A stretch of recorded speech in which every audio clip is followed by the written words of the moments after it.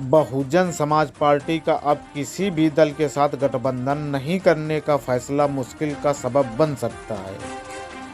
हरियाणा चुनाव में करारी शिकस्त मिलने के बाद बसपा सुप्रीमो मायावती के इस फैसले से सियासी जानकारों को भी हैरत में डाल दिया है। दरअसल बीते 12 वर्षों में बसपा ने 5 चुनाव बिना किसी दल के साथ गठबंधन किए लड़े, जिनमें उसे बुरी तरह पराजित होना पड़ा। इन हालात में बसपा सुप्रीमो के हालिया फैसले से होने वाले नफा नुकसान का आकलन शुरू हो गया है। 2012 में प्रदेश में बसपा को सत्ता से बाहर होना पड़ा था। पार्टी ने विधानसभा चुनाव अकेले लड़ा, लेकिन उसके 80 विधायक ही बने। 2 वर्ष बाद बसपा ने फिर अकेले लोकसभा चुनाव में उतरने का फैसला लिया, लेकिन उसका कोई प्रत्याशी सांसद नहीं बन पाया, जबकि 2009 के लोकसभा चुनाव में उसके 20 सांसद बने थे।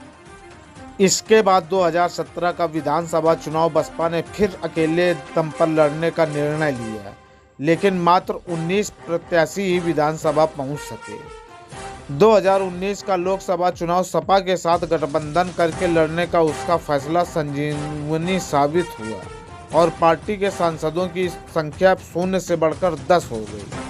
हालांकि यह गठबंधन टिक नहीं पाया और बसपा ने सपा के वोट ट्रांसफर नहीं होने का आरोप लगाकर इसे तोड़ दिया। 2022 का विधानसभा चुनाव बसपा के लिए फिर से नुकसान भरा साबित रहा।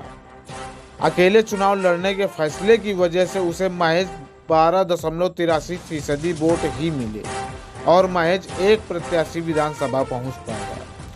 दरअसल बसपा के इस फैसले के बाद पहला सवाल उठ रहा है कि पार्टी किस तरह अपने जनाधार को बढ़ाएगी।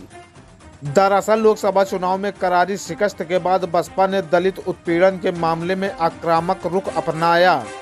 पार्टी के नेशनल कोऑर्डिनेटर आकाश आनंद को हरियाणा चुनाव में फ्री हैंड भी दिया गया, लेकिन प्रदर्शन उम्मीद के मुताबिक नहीं रहा।